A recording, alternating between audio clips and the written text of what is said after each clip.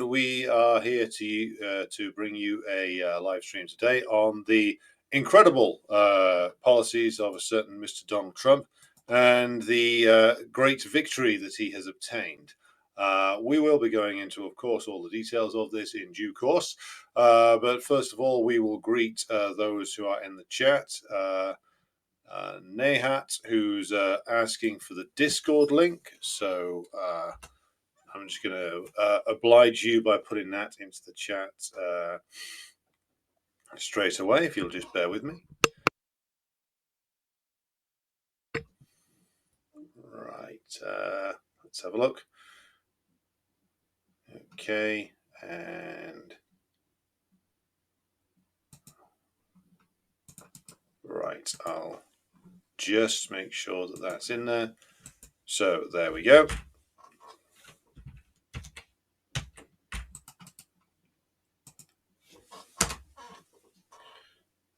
Okay, so that should make its way to the chat now. So hello to also to President Jesus, coming to us live from a land that is always winning, which is the land of Gavin Newsom. Hello to Albert Almir, who says, Trump already caved on tariffs for electronics. What an embarrassment. At least he's getting me billions from insider trading.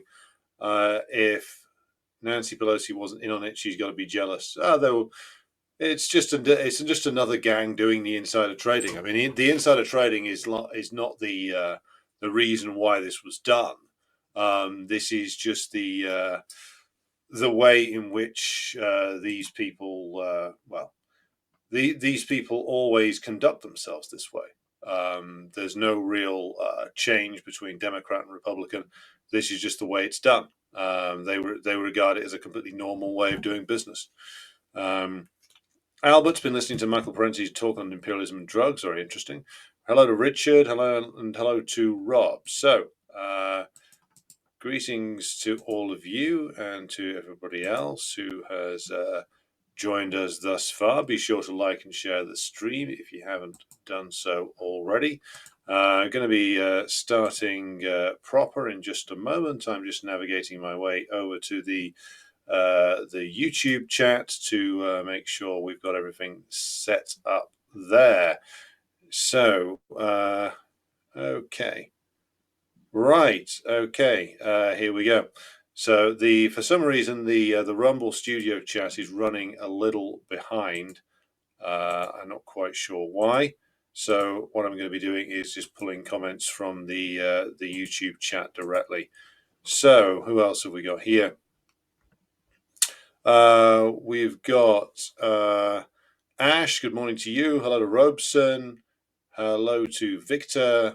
And also to Tim Gray, Rob from the wrong side of the Pennines, Almir, David Greenwood, Terry Brown, David Ball from Trenton, New Jersey. Jawad, good evening to you, comrade. Shady X joins us from South Africa. And hello to Heidi from Edinburgh. Yepex, the next Q&A is going to be on, let me just do the mathematics in my head, Tuesday of next week. And good evening to Luca, and who says, what will the US ruling class do when the tariff policy fails? Back to QE. Good question. We'll come to it later. Hello to Judith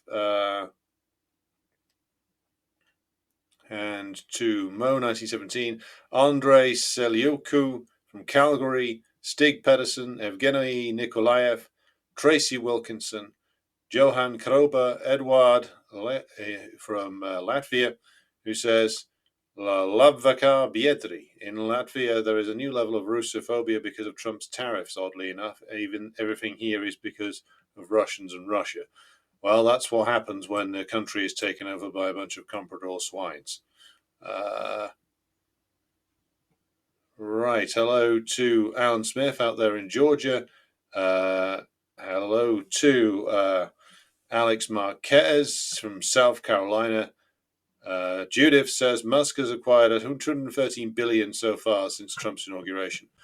Well, perhaps so, but I would always be wary of the valuations of these billionaires and trillionaires. or particularly like those who are very public, high profile, like Musk is, the actual reality of his wealth is something that I would say is more suspicious than would the official figures would let on. Given that so much of the wealth that Musk is calculated to have actually comes from like a valuation of his assets, and he's heavily leveraged, I would say that calculating how much he's made and not made is a bit of a hard task, given how opaque Musk's finances actually are. Hello to Ben, who joins us from Hungary. Hello to Fran, who joins us from Puerto Rico. Good to have somebody joining us from that particular island. And may Puerto Rico free itself one way or the other soon. Hello to Pavel, who asks, how likely do you think is a war with Iran? It would be more lethal than the tariff policy in regards to economic impact. Do you think the American ruling class is stupid enough for this? Some of the American ruling class are stupid and insane enough to try it. I don't think they will, though, and for the very good reason that the military commanders know damn well how much a war with Iran could potentially deal an irreversible blow to not only U.S. military, to the illusion of U.S. military supremacy, but also to the global economy, and that's something which the U.S. ruling class would not recover from for a good long while. An oil crash, or should we say, an oil spike in prices, if the Iranians managed to destroy large areas of the oil infrastructure in the West Asian region. And also, it would be tremendously costly, and there's no clear plan from the U.S. as to how they would even do it. I keep going on about this because, like, the U.S. like makes a lot of noise, jumps up and down, screams a lot, but I mean, what's the total number of troops that they've got surrounding Iran at the moment that are publicly disclosed? There may be more, but as far as I'm aware, there's 13,000 or so actual total, which is garrisons in Saudi, Gulf states, the few that are still in Iraq, the few that are in Syria, and a few other places. That's not an invasion force. And that story that came out about them having Bagram Air Force Base back, that wasn't true. So what are they going to do? How are they going to attack Iran? Now, I've been into this before, but like when they ran scenarios about an attack on Iran, it did not go well, and that was 20 years ago. And Iran's had a long time to dig in terms of building bomb-proof military facilities that are built to withstand the heaviest ordnance that the US has, other than a nuclear weapon, which they wouldn't drop a nuke on Iran because it would be a tantamount to a declaration of war against China and Russia as well. I don't think the Chinese and the Russians would allow the US to do it and get away with it. So it's tremendously difficult for them to take on Iran. This isn't a question of like knocking over the squalid regime of Saddam Hussein, which had been starved by US sanctions for over a decade, which had been abandoned by all of its former allies, which had no one to help it. Iran's a much, much more powerful country than Saddam Hussein's Iraq, and has not only that, has a very strong mass base of the population who are prepared to fight with arms in hand and die to defend the achievements of the Iranian Revolution of 1979 to 80 and the subsequent developments therein. They've got a powerful military which can inflict severe damage on the United States. They have the capacity, they say they have the capacity to target Diego Garcia itself, where the US aircraft are launched from. So this isn't an easy task, and they've shown no indication that they actually have the first idea of what they would do, other than what they've been doing in Yemen, which is ineffectually bombing civilian areas to try and terrorize the Yemenis into submission hasn't worked, wouldn't work on Iran either, and would lead to a disastrous result for the US. So what the US will do is to Iran is more terrorism, more attempts at sort of color revolution type operations, doubling down on the sanctions, even though that hasn't worked, and trying various different machinations such as assassination, like I said, more terrorism activities, more backing of the Balochi and the Kurdish separatists, more subversion, more propaganda. That's all they can do. Yeah, they could try a bombing campaign, but that would go very badly for them and their stooge regimes in the region as well. So there's very little they can actually do against Iran without triggering a full-blown war, which is, I would say, it is unlikely that the US would be able to win it. The US can't even sustain the effort in Ukraine. They're trying to get out of that. They can't uproot the Ansar Allah movement in liberated Yemen. The Israeli regime lost its war against Hamas. They could not beat Hezbollah. The only win that the US and the Israelis got in the last year was when the Syrian government imploded due to internal treachery. So they're not winning. So how on earth are they going to take on Iran and stand a chance of victory? They're not, which is why they're now negotiating with Iran in Oman. And whether that will lead to anything, I don't know. But they know, the military men in the US know very well, the more sane of them, that a war against Iran will be a complete disaster. Trump might be a chauvinist, a lunatic in some respects, but he's not completely stupid. He doesn't want to front up the greatest military disaster since the closing days of the Vietnam War. So what we'll get is more of the same. Trump can't get and won't get a renewal of like any kind of nuclear deal through Congress. And the Iranians have said they want any deal that is signed with any US administration to actually be passed through the House and the Senate, which he couldn't get it. He couldn't get anything like the old JCPOA through the House or the Senate. The Democrats would vote against him just because, and his own party would split. In fact, mostly his own party would turn on him. So what can he do? He can't do anything. There's no deal that the Iranians will ever sign that Trump could agree to. There's no real way to actually attack Iran without sustaining very significant casualties and massive global economic destruction, which the Trump administration is now desperate to avoid, hence the rollback on the tariffs. So what's he got? Nothing. He's a naked emperor. I mean, like the Chinese have now been putting the old Mao quote on their airwaves again about imperialism being a paper tiger. It is a paper tiger. It's like in theory, there's loads of things they can try and do to Iran, but Iran has moves to counter almost all of them. And Iran has powerful allies now that aren't just going to give up the strategic partnerships that they've got with Iran for vague promises from Trump. So the US is stuck, just as Biden was stuck. They can't knock Iran over. They've tried regime change operation after regime change operation. They've tried terrorism.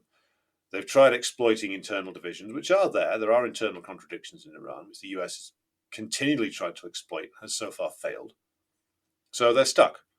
Now, of course, we should never rule out the imperialists doing something incredibly stupid as they get more desperate. But I don't think even the Trump administration is stupid enough to wade into a full-blown war with Iran that they are not going to win. Okay. So where else? Where are we now? Pavel, I hope that answered your question. Hello to Skylar from California. Hello to Chris Thomas from Conway from Salt Lake City. I drove through there many, many years ago. Hello to Zain Mudassir. To Mushkin, Albert Witch, who says, and it's not as if the US has a huge fleet of aircraft with which to prosecute an air campaign. They're down to a scant 1,000 tactical aircraft, including their reserve fleet. Yeah, they don't have it. They don't have the necessary equipment. They don't have the necessary manpower. They don't have a viable plan. They've got nothing. This is paper tiger time. Alan says that if they're high on their own supply of imperial arrogance, they might think they can win anything. That's what they've got a lot of the population believing. Well, a lot of the population can believe all kinds of things. When the US aircraft carrier sinks off the coast of Iran, and when Diego Garcia gets hit, when the body bags start coming home, the sudden realization will dawn on them. And also, as we'll discuss with regard to the tariffs, like a full-blown war with Iran would require a massive upsurge in military production, and the US military-industrial complex is too bloated, too worn down, too useless to actually produce anything other than profits for its owners. But in terms of mass-producing war material, they couldn't do that in a hurry. Like the US, some in the US still think they've got the industrial base of 1945. They don't.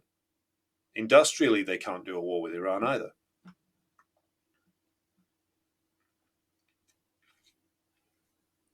Yeah, and once the Americans realized that there's a reason why the Israelis turned back from their assault on Iran, or their attempted assault on Iran, because one of their planes got locked onto by either an Iranian radar and missile system or one of the Russian missile systems, and they realized they would lose a load of planes if they carried on the attempted assault, so they backed off. And the American ruling class and the American political leadership are all cowards. They're all terrified of being found out. They don't want to oversee like a mass casualty event because they're very afraid of what the actual response from the population might be. Yes, you would get a wave of jingoism and like tub thumping, pseudo patriotism. But that wouldn't last too long. And when it got revealed that not only could the people who started a war with Iran not win it, but they didn't even have the economic and industrial setup there to win it, that all these people, all these US personnel had died for absolutely nothing, well, Trump would get turned on by many in his own base very, very quickly. And there would be an enormous amount of instability unleashed in the United States.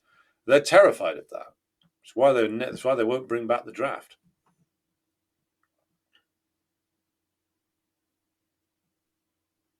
Hello to Bart. Hello to Alexander Lukta.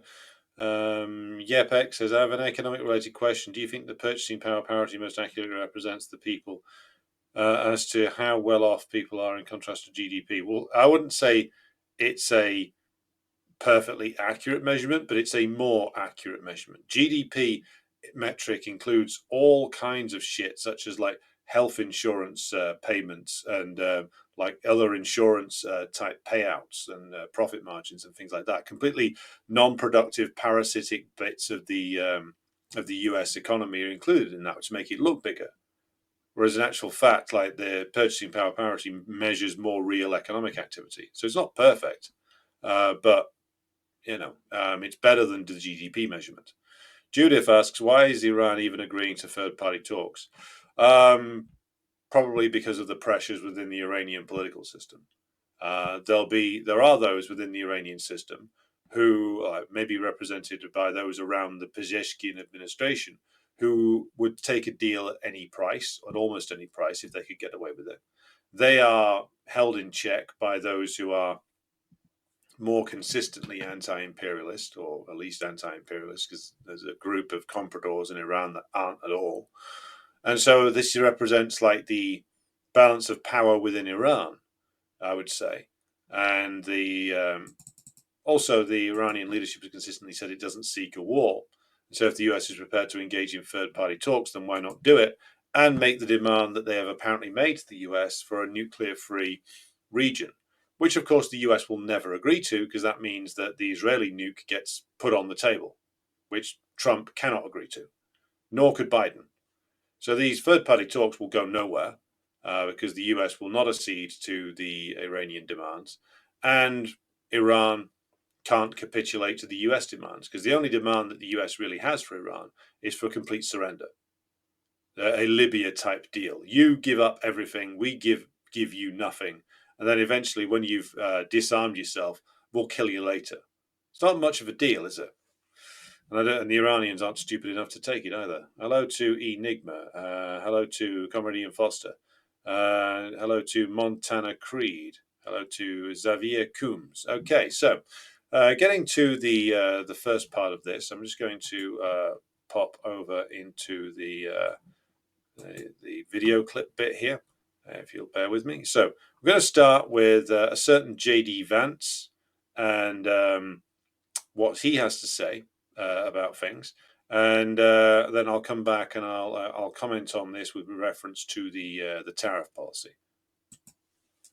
Because there were two conceits that our leadership class had when it came to globalization. The first is assuming that we can separate. Because there were two conceits that our leadership class had when it came to globalization. Because there were two conceits. Because there were two conceits that our leadership class. Because there were two conceits that our leadership class had when it came to globalization. The first is assuming that we can separate the making of things from the design of things. The idea of globalization was that rich countries would move further up the value chain while the poor countries made the simpler things. You would open an iPhone box and it would say designed in Cupertino, California. Now the implication, of course, is that it would be manufactured in Shenzhen or somewhere else. And yeah, some people might lose their jobs in manufacturing, but they could learn to design, or to use a very popular phrase, learn to code.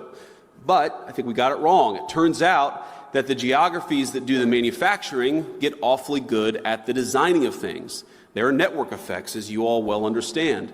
The firms that design products work with firms that manufacture. They share intellectual property, they share best practices, and they even sometimes share critical employees.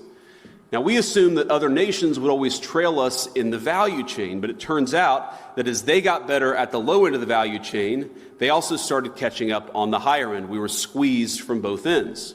Now, that was the first conceit of globalization. I think the second is that cheap labor is fundamentally a crutch, and it's a crutch that inhibits innovation. I might even say that it's a drug that too many American firms got addicted to. Now, if you can make a product more cheaply, it's far too easy to do that rather than to innovate.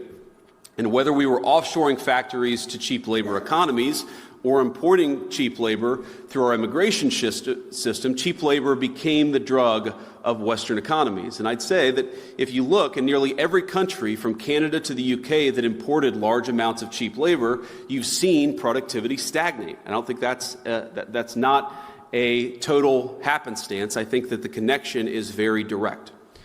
Now, one of the debates you hear on the minimum wage, for instance, is that increases in the minimum wage force firms to automate.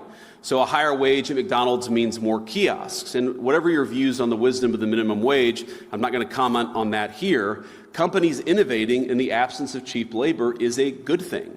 I think most of you are not worried about getting cheaper and cheaper labor. You're worried about innovating, about building new things, about the old formulation of technology is doing more with less. You guys are all trying to do more with less every single day.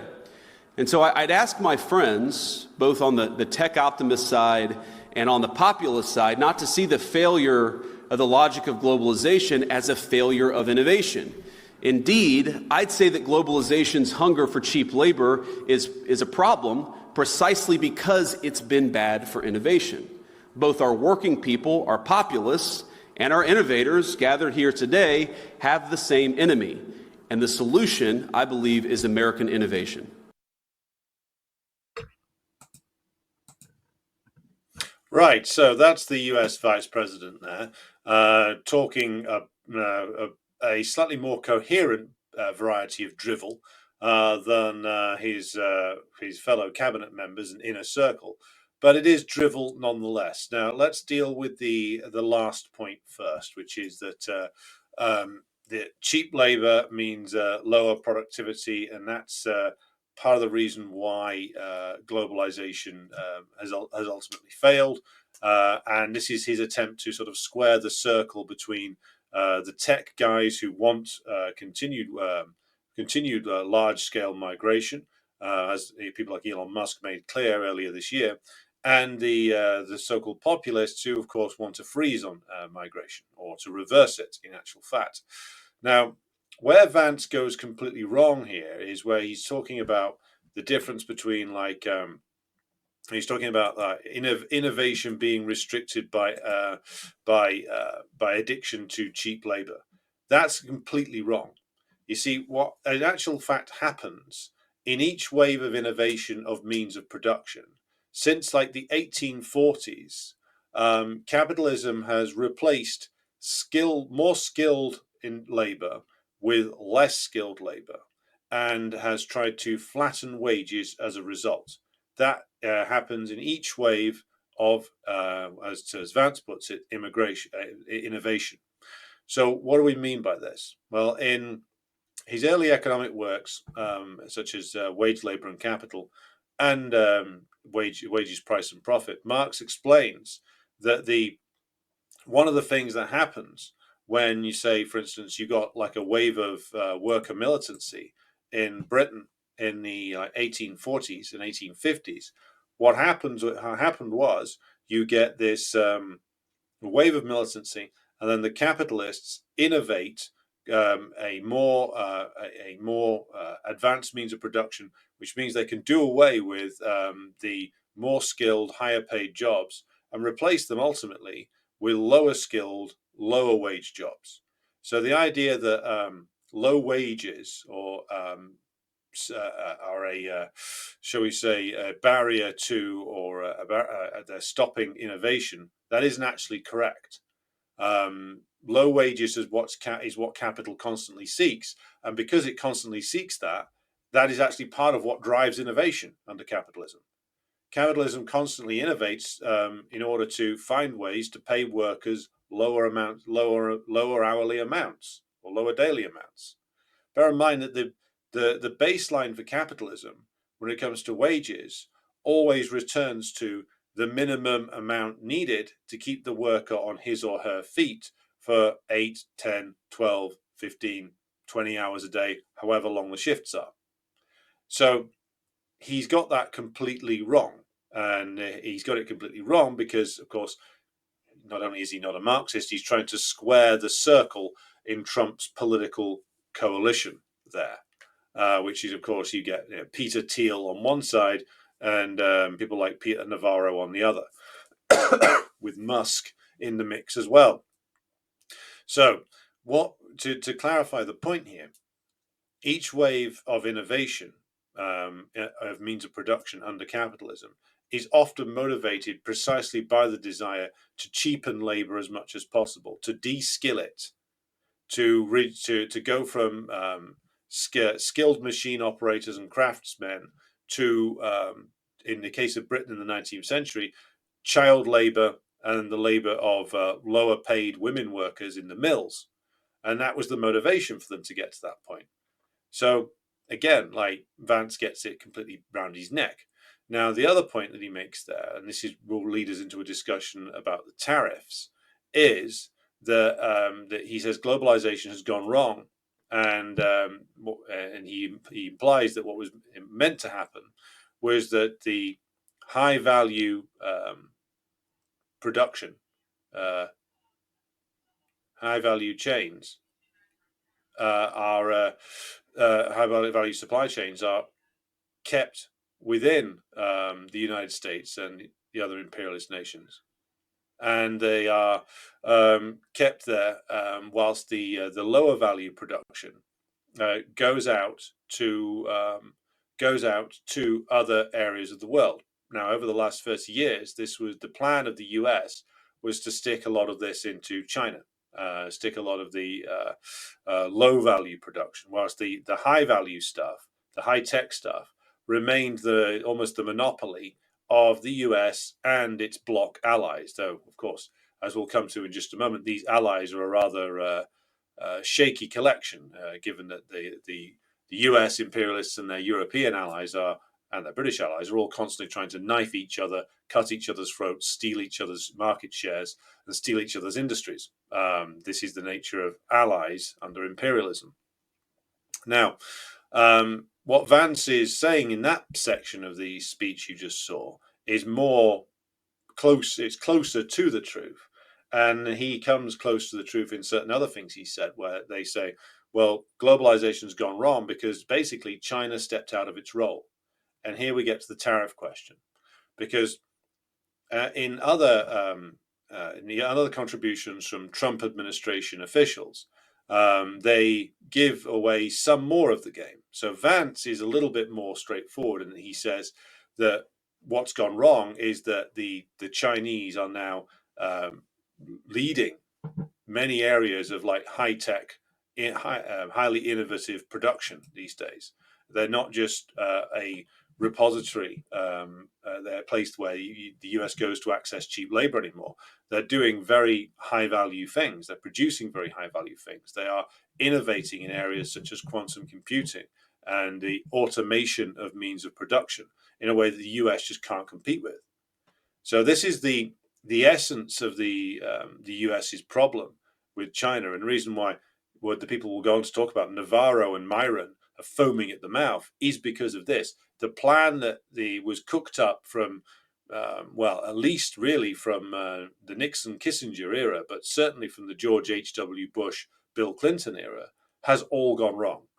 What was meant to happen to China was that they would be a source of cheap labor, and that this would drive profits, create a stronger domestic Chinese bourgeoisie, which would be comprador in nature and would escape the control of the CPC, or that they would gain control over the CPC, and that you would get your Chinese Gorbachev would emerge, and that the growing power of the comprador bourgeois would destroy what was left of the power of the CPC, what was left of the power of the working class in China, and that China would be permanently, or at least for the next generation or two, reduced to a weakened state akin to Russia in the 90s, where all of its labor and all of its resources could be easily exploited. And this is what was meant in the 1990s when various US and British government officials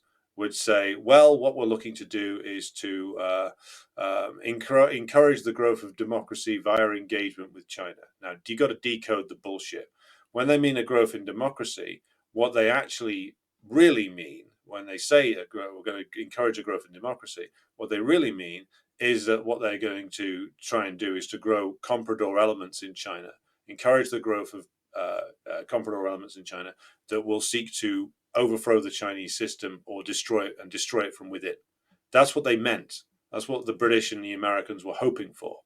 Now, I'm not done the necessary reading on how close they got to achieving that, but they had certain assets in play towards the end of the 2000s, which could have secured them a win in that direction, given different circumstances. But what they got wrong and that they underestimated was the fact that there is still a strong revolutionary wing to the CPC, and this wing was strengthened considerably by the events of 2008, as we'll go on to talk about. And it's this change in the CPC responding to both the international situation and also the domestic situation in China itself that creates the Xi Jinping era, which we'll come to in just a moment. But the central problem, again, to go back to Vance's point, is China didn't stay in its lane. They were supposed to just remain a source of cheap labor. They've moved into areas that the US thought they'd always have a monopoly on, such as high-tech, high-value production, and the US cannot tolerate that. There's other things in play as well, but we'll come on to talk about those in just a moment. So, going over to a certain Mr. Peter Navarro. Now, Navarro is a big-time advisor to Trump, and is widely regarded as one of the brains, so-called, behind the tariff policy. Now, Navarro, a couple of weeks ago, actually just a week ago on April the 7th, published an article, an editorial in the Financial Times, which the Financial Times readership apparently didn't appreciate, considering there's numerous complaints about Navarro's point of view from various British and American capitalists listed under the article. Now, Navarro comes up with the justifications for the tariff policy. Now, I think some of this he does believe in. Some of it, a lot of it is bullshit. Again, the real reasons for the tariff policy we've kind of got into already, but we will come back to. The real target is China, both in terms of China internally, and also China's ability to do business with various different countries all over the world, and the dominant trading position that the Chinese now have. So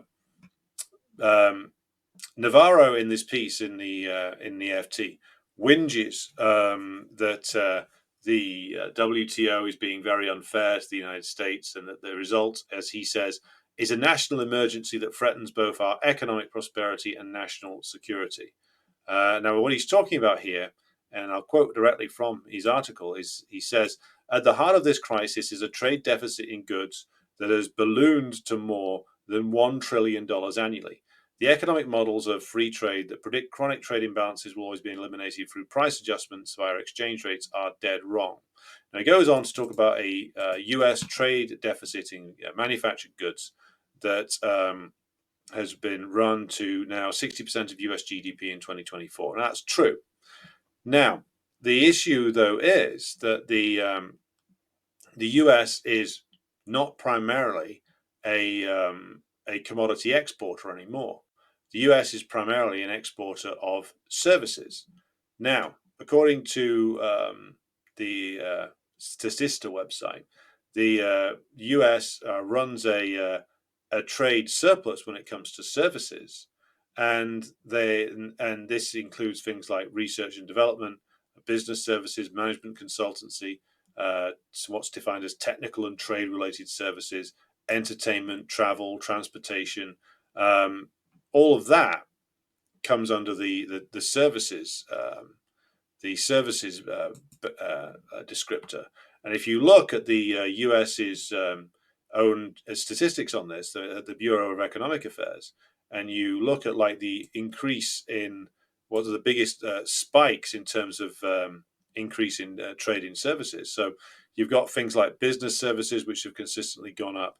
You've got things like health-related services, which have consistently increased. You've got other things such as like consultancy on like management consultancy, accounting, things like that. Then you've got like transport. But the biggest single increase is in things like insurance, various different financial services. In fact, the financial services element of US exports has really continued to explode in recent years, only going down slightly since its peak in 2021. So what the US is good at exporting now is non-tangible things. It's not commodities. It's, well, if you want to be unkind about things, you could say it's bullshit. But that reflects not the some sort of conspiracy against America.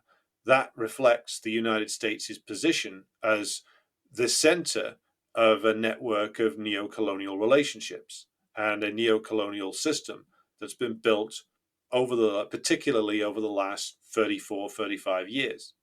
So Navarro goes on to complain about the fact that the driver of U.S. manufacturing decline is the declaration of that China as being a given most favored nation status, which was something that was given to China by the Clinton administration. He also says, and I quote, "Foreign interests have taken over vast swaths of U.S. farmland, housing, tech companies, and even parts of our food supply." Now, this is an interesting claim by Navarro, and I just want to deal with this here because he's claiming that, of course, these ghastly foreigners have taken over the U.S. land. So you look up, though, who are the biggest owners of land in the United States. So, in terms of the amount that they own. So this is from the source I'm using here is called the landreport.com. Top 10 landowners in the United States. Who are they? Well, there's the Emerson family, who own over 2,440,000 acres. There's Ted Turner of CNN fame, who owns over 2 million. There's Stan Kroenke, the sports billionaire. There's the Reed family, the Irving family, the Buck family, the Singleton family, the King Ranch heirs, Pingree heirs, and also someone who you might be familiar with, a certain Jeff Bezos is in there. Bill Gates is in there. Various other holding companies that are more unnamed, but the biggest landowners inside the United States, the biggest land barons, if you will, they're all Americans. So if Navarro to claim that it's the ghastly foreigners that are compromising the wonderful system of American land ownership is garbage. Like, the biggest landowners inside the United States, according to research data gathered in the United States, are all American. So if there's a problem with land ownership in America, it's that the land is owned by an ever smaller group of oligarchs, most of whom I'd never heard of before I looked that up. So again, it's not foreign interests that are endangering the US farmer, it's the US oligarchy. Now, as for buying up housing, well, one of the most aggressive expanders into buying up housing and either selling it or renting it as a corporate landlord is, of course, BlackRock. Again, an American company. And as for Navarro whinging about tech companies and parts of the food supply chain being bought up by foreign interests, well, that's what happens when you run an open market. That's what happens when the US is in a complicated series of trading relationships with its so-called allies. This is what happens when you sell things off. And you can't then turn around and start whinging that the ghastly foreigners have taken over when they've put an awful lot of money back into the United States. Again, this hasn't benefited the American worker or in any respect, but it has benefited the American ruling class, which of course Navarro doesn't want to talk about. Now, he goes on to make several more extraordinary claims, such as that the stagnation of the wages of American workers since 2001 is down to the role played by China, which is again an absolutely bizarre claim that we really will have to deal with here, because he claims, of course, that due to the Chinese taking all these manufacturing jobs, that this has caused the US to stagnate in terms of wages. So he claims the following, and I'll quote directly from his article. Since 1979, the year that manufacturing jobs peaked in America and the Tokyo round of the Global General Agreement on Trades and Tariffs and Trade ushered in major most favored nation driven tariff reductions, the US has lost 6.8 million manufacturing jobs. Since China joined the WTO in 2001, real median weekly earnings in the US have largely stagnated, rising little more than 10% over the entire period. So, is Navarro's claim here true? Well, no, it's not. And if we go to data provided by the Pew Research, we can see that in terms of actual purchasing power, the purchasing power of the US worker in terms of hourly wages in the United States has barely moved since the middle of the 1960s. So let's just repeat that. Like, the purchasing power of the US worker remained roughly the same from 1964 through to when this data was compiled, which is 2018. That's 7 years ago. I don't think it will have changed that dramatically since then. So what you have is US wages held down consistently for over 30 years before Navarro comes up with his bullshit figures. And even if we take a more, shall we say, circumspect estimate, like most sources agree that the year that the US wages started falling behind was at the very latest, the early 1980s, like 1980. But this figure shows that from Pew Research shows that purchasing power of US workers has remained roughly the same. It's barely moved in over 60 years. Why?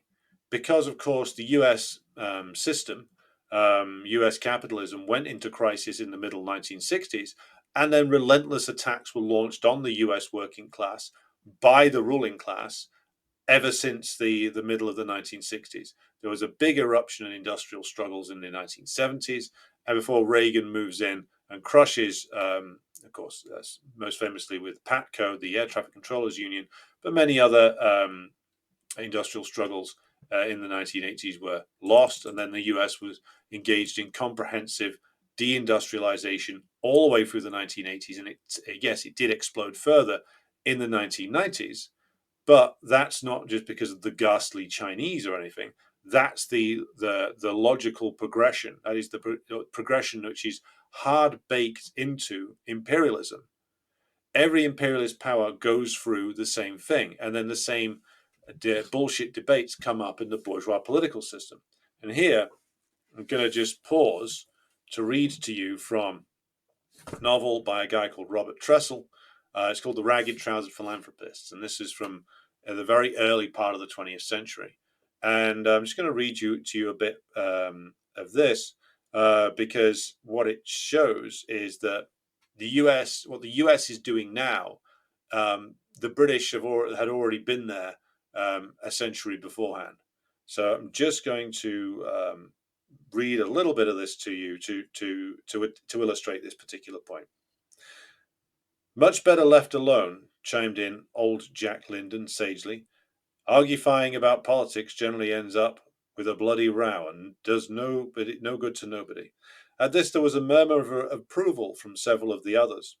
Most of them were averse from arguing or disputing about politics. If 2 or 3 men of similar opinions happened to be together, they might discuss such things in a friendly and superficial way, but in a mixed company it was better left alone. The fiscal policy emanated from the Tory party. That was the reason why some of them were strongly in favour of it, and for the same reason others were opposed to it. Some of them were under the delusion that they were conservatives. Similarly, others imagined themselves to be liberals. As a matter of fact, most of them were nothing. They knew about as much about the public affairs of their own country as they did of the condition of affairs in the planet Jupiter.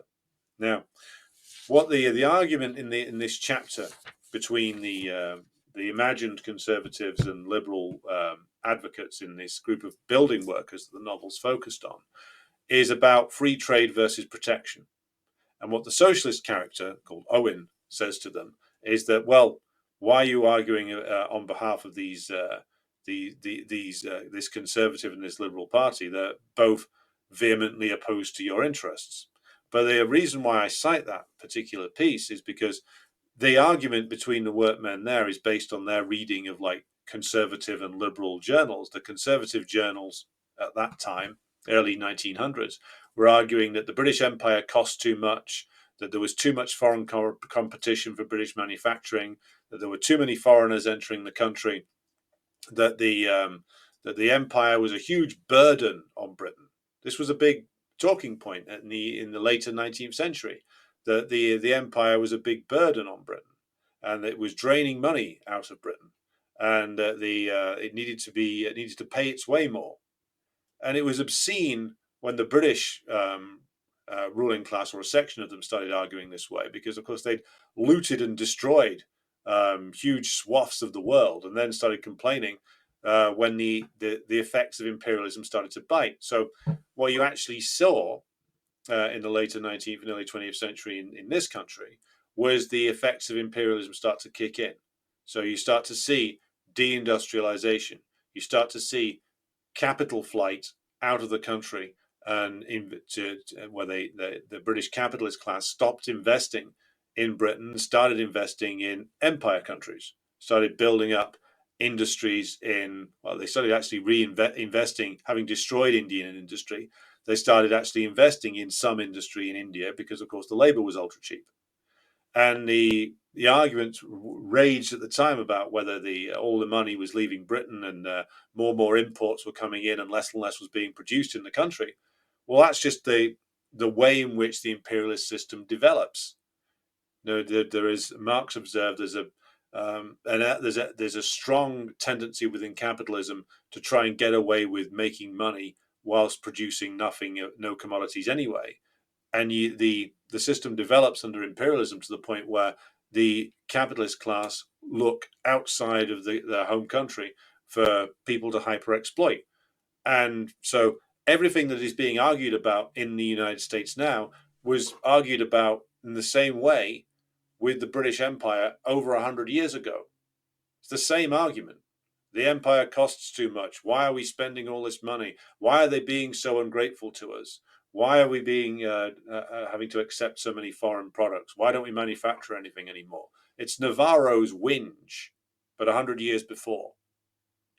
And it's the British reactionaries and the advocates of both protectionism and free trade, as portrayed in the Ragged Trousered Philanthropists and other works. But the Ragged Trousered Philanthropists becomes more appropriate to read from every year, it seems to me. The same arguments recur in all imperialist powers, because the political hierarchy, even those who aren't just lying, and many of them are lying, don't understand why it is that manufacturing has fled elsewhere, don't understand why the movement of capital has gone against them, don't understand why what system they're running. And just as with Britain in the early 20th century, moving to more and more to a system of outsourcing its manufacturing base, the US has been doing that for over 50 years. And so they've reached the point where they are, as I said on the episode of Decline and Fall that was broadcast yesterday, the US now sits at the center of a global but decaying rapidly neo-colonial system. Meaning what? Meaning, of course, they couldn't engage in direct colonialism anymore. But thanks to the collapse of the USSR via the counter-revolutions of the 1980s, the US was able to position itself in such a way as that it could outsource and offshore its manufacturing base, or large elements of it, and then in return could essentially exploit anywhere in the world, and could, much like the British did before them, move to a system where their exports were in services and management, and transportation to bring the goods back into the US, not in direct commodity production. The commodity production being outsourced, offshored, etc. And what would happen was that the tribute would flow into the US itself via the Wall Street firms, because the part of this global neo-colonial system was the usage of the dollar by everybody in terms of settling trade and making payments, etc.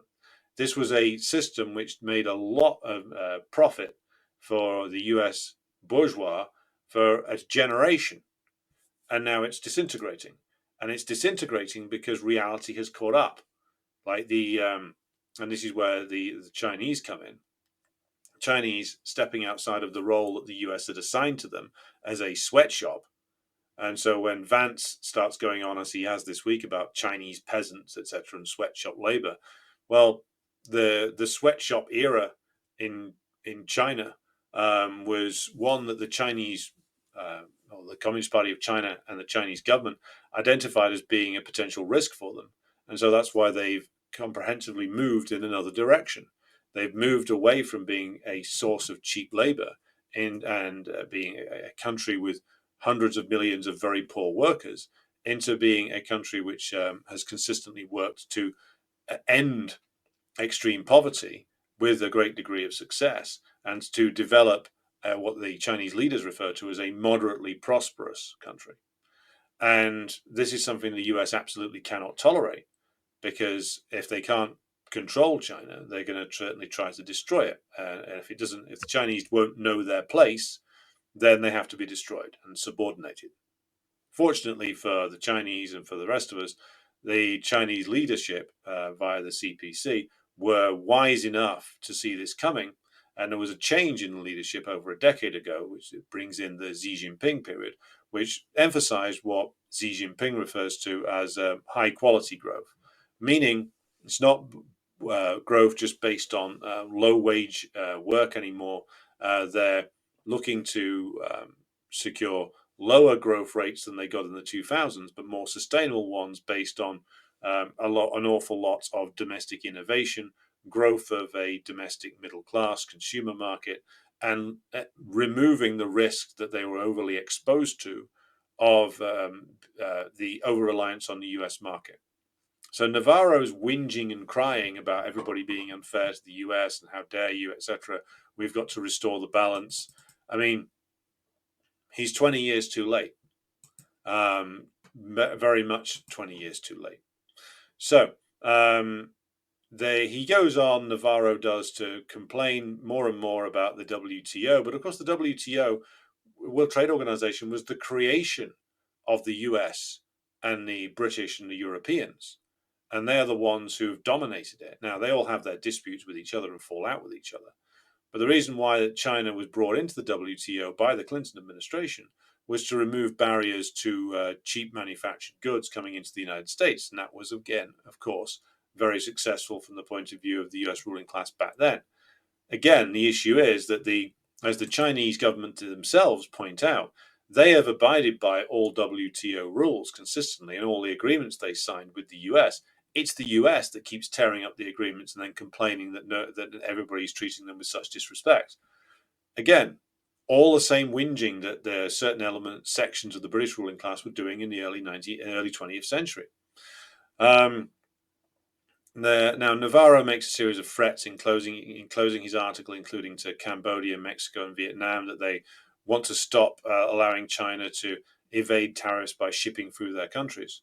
Again, I strongly suspect that's something that will get dropped because, again, like what happened when Navarro got his way and all these tariffs were put on, the US tech giants freaked out, which is the reason why now Trump has had to exclude like mobile phone and other technological tech components that the firms like Apple rely on from the tariffs. Because if you suddenly double or quadruple the price of an iPhone in the US, well, you might end up with a riot at an Apple store or worse, because you will then depress consumer spending on tech products, directly hitting the bottom line of the very people who enabled you to get into power in the first place. So this is where the massive contradictions in the so-called MAGA movement come into play, because Trump did receive the votes of like some significant number of pissed off American workers who believed in the lie that the tariff policy and Trump's desire to rebuild manufacturing was sincere. In actual fact, maybe people like Navarro did believe that it was going to lead to some sort of positive result, but it wasn't really about restoring US manufacturing for the US ruling class. It was really about trying to find a way to clobber China and to stop Chinese growth and to force China out of markets the US regards as its own. That's why they were levying so many tariffs on various different countries. Now, here we will turn to another scumbag in the Trump administration, but one who's admirably open about things, which is Steve Myron, chairman of the Council of Economic Advisors. And I went through this yesterday, so I won't go through it again. But essentially, Myron portrays this as a protection racket, which is, he says you can get around tariffs by either buying more goods off the United States, particularly weapons, moving your factories to the United States, or just cutting as checks to the US Treasury. And he suggests that another way around them is for countries that are hosting a US military presence should pay for the upkeep of that presence. And what he's saying is, and again, this is a threat mainly to those who are supposedly allies of the United States. He's saying, Myron is, that if you don't pay us, we'll withdraw our protection from you. Now, what he's saying there is that you will pay for US troops to occupy your country because we are guaranteeing peace and prosperity, meaning we allow you to exist, Europe, under our protection. And if you don't pay for it, then you're fucked. Which, of course, produced the exact opposite response that Myron and co wanted, which is that the Europeans suddenly realized that they would be better served opening up negotiations with the Chinese again. So the way Myron sees it is that this is literal protection racket stuff. Stop trading with the Chinese, give us your companies, or pay us some money. And then Myron goes on to argue that, well, we'll rake in money from the tariffs one way or another, either from the money we generate from the tariffs, or people will pay us to remove the tariffs. And through that, we'll be able to get ourselves a tax cut. The other notable thing from, because this is, again, the policy of the Trump administration is to do, again, a pretty standard Republican agenda, which is tax cuts for the rich, dressed up as tax cuts for workers, just like it was in his first term. The other point that Myron makes in this article, it's always an address, I think, to the Hudson Institute that's hosted on the White House website, is that the other thing that they want is, of course, to blame the Chinese for everything. And Myron, I mean, following Navarro made the extraordinary claim that, like, the Chinese gaining access to the WTO was part of what suppressed American workers' wages when they've been suppressed since the 60s, long before China did reform and opening up. In fact, before even the period of the Chinese Cultural Revolution. Myron goes on to blame the 2008 crash and other foreign financial institutions. He blames China and other foreign financial institutions for the excessive lending of in terms of mortgages in the US. Now, who was it that deregulated the mortgage market? Who was it that deregulated the banking system? It wasn't the Chinese. It was the Clinton administration, followed by the George W. Bush administration, who encouraged the unsustainable lending practices of Fannie Mae and Freddie Mac. Well, it was, again, Clinton started it, George W. Bush completed it. And then the Chinese, in actual fact, as we have covered on this program many times before, not only did they not cause it, they helped to bail out the United States by buying loads of US dollar bonds, by buying gigantic amounts of US debt and keeping the dollar afloat and keeping the US afloat as a market for Chinese goods. After they'd done that and reduced the risk to themselves of a US collapse, the Chinese then start reorienting things and, in actual fact, start reducing the risk to themselves of this, like, unpredictable, fading, flailing hegemon. So, like, Myron's claim is complete garbage. It's literally like typical, like, distraction stuff, like blame the Chinese for a crisis that was completely created by the degeneracy of the degeneration of the US imperialist system. And, of course, the gigantic overproduction of capital since then, before and since the 2008 crisis, which continually fuels speculative bubbles in the US economy, which leads to more destabilization. Now, what this shows is that the people surrounding Trump have, if we take them at face value, and I think we should, let's take their words seriously, like, haven't the faintest idea about what to do. Navarro sees that the manufacturing has declined, and he sees that that is bad, but has no idea why it's declined or is lying about it. Myron just comes across as a guy who is essentially trying to run a sort of cheap protection racket, a sort of a white shoe version of Tony Soprano. And these are the guys that have been building the policy, along with, like, Besant and Howard Lutnick and people like that.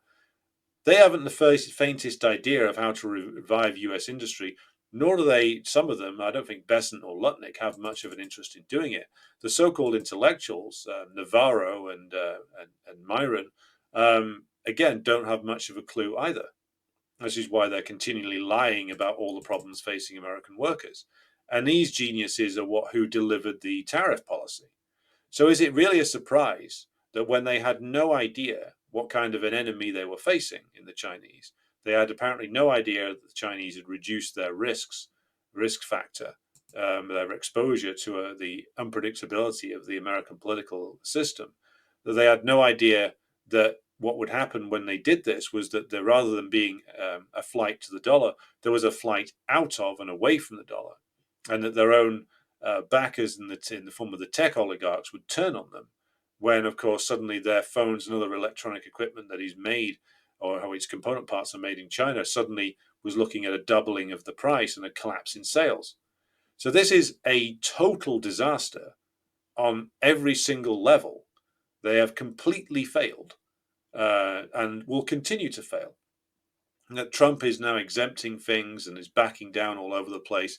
Eventually, there will be some kind of call will go through, not from Trump, but from somebody inside the US government, will go through to the Chinese, and some kind of arrangement may well be made. Doesn't matter, though, because the Chinese have already moved on. They realized over a decade ago that this day was going to come. It was going to come whether it was Trump or whether it was Biden. Remember, Biden's behavior towards China was no better than Trump's. The tactics were slightly different, but the aim was the same. But it's too late. It's all over. This game has been lost. What's been revealed this week, and it's very apt that the Chinese government was bringing out the Mao quotes again, is that Mao was right. This is a paper tiger. This is all over. It's not a question of if the US can revive itself and its manufacturing base under capitalism. It can't. The US ruling class is too degenerate to do that. The cost of US labor is still too high. To get there, you would need a catastrophic war to be waged upon the US worker, which I wouldn't rule out them trying to do, but it would, of course, open up opportunities for American communists to bring the truth to the working class when Donald starts attacking them face on, full on. So, pause there for questions, comments, etc. So, just going to troll back through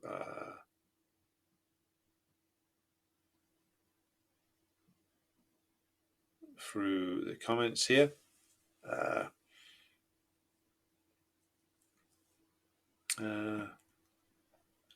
Well, to answer Orange's point, the future for dollar trade is going to remain dollar's going to remain a big currency for some time to come, but it will be slowly edged out from the dominant position it has. I mean, when you've got the Japanese bailing on the dollar, which is what happened in the last week, that really is all over, because Japan's an occupied puppet state of the US.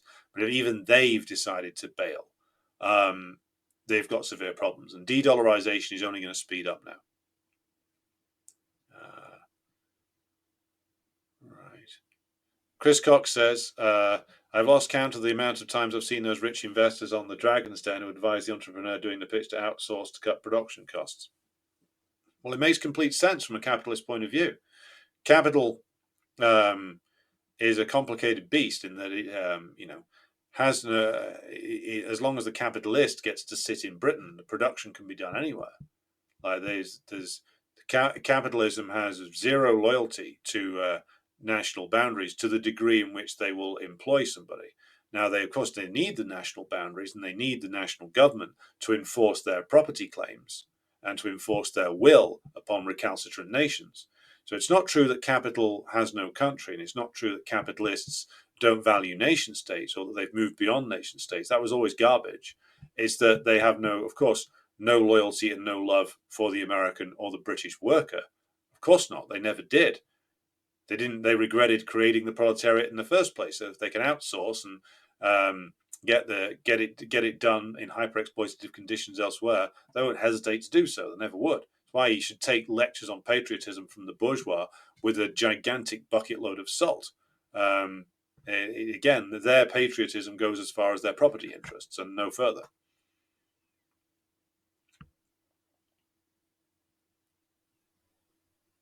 Okay. Judith says, I don't believe you should take them at their word. What they say is intended for low information voters. No, I don't agree with you.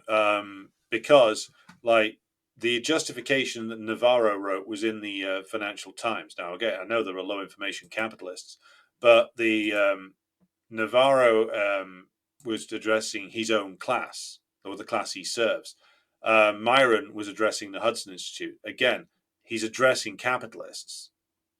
This isn't an article. These aren't articles that were written in the New York Post or, the Sun in Britain, or aimed at the low information voter, as you put it.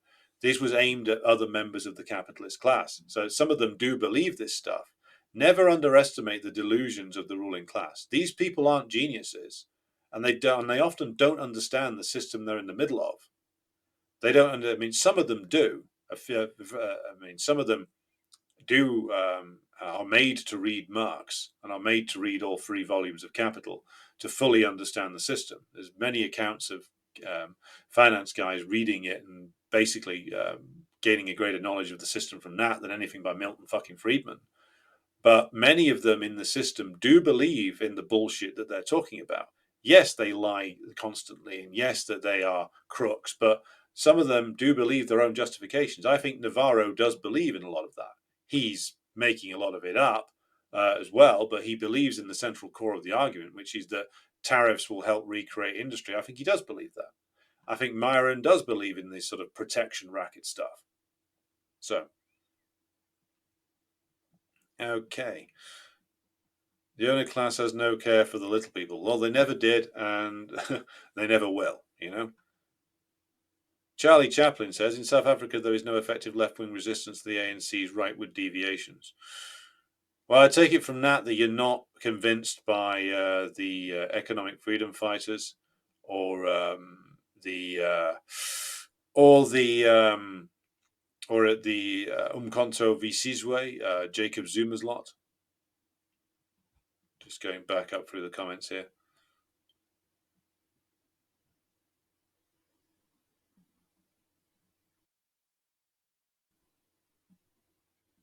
Okay.